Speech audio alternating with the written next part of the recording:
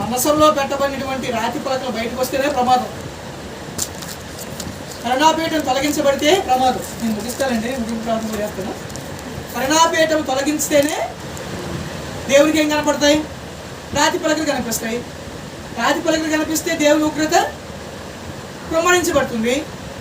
కానీ ఇప్పుడు ఈ పరిచయంలో కరుణాపీఠం కదిలించబడుతుందా? కరుణాపీఠం కదిలించబడడం లేదు, రాతి పలకలు బయటికి రావడం లేదంటే ఇప్పుడు ఈ కొత్త నిబంధన పరిచర్య,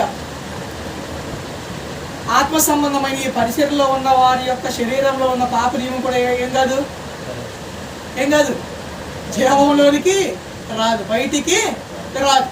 అర్థమైంది? చెప్పింది అర్థమైంది ఏమన్నా? మందసంలో ఉన్నటువంటి రాతి పలకలు బయటకు వస్తే దేవుని ఉగ్రత వారి మీదకి వస్తుంది.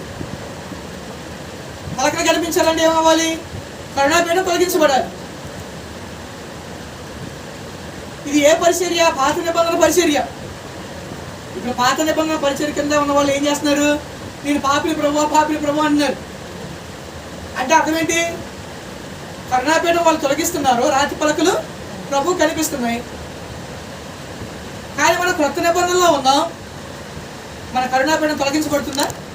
తొలగించబడుతుంది. రాతి పలకలు బయటకు వస్తాయా? రావు. అంటే రాతి పలకలు అంటే అర్థం ఏంటి?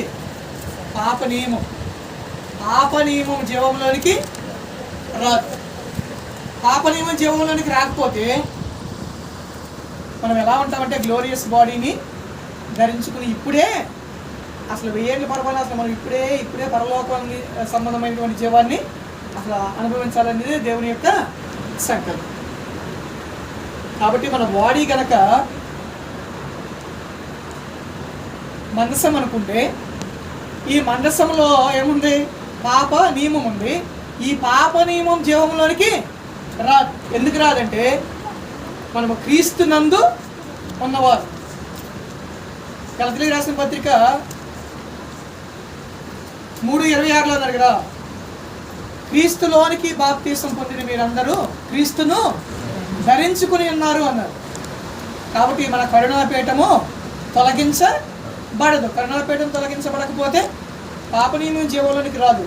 పాప నియమం జీవంలోనికి రాకపోతే మనం గ్రేస్ని అనుభవిస్తూనే ఉంటాం, దేవుని కృపను అనుభవిస్తూనే ఉంటాం. దేవుని కృపను అనుభవించే వాళ్ళు ఎలా ఉంటారు? గ్లోరియస్ బాడీతో ఉంటారు. అసలు లోకంతో సంబంధమే ఉండదు, అసలు శరీరాన్ని ఎక్స్పీరియన్సే చేయరు.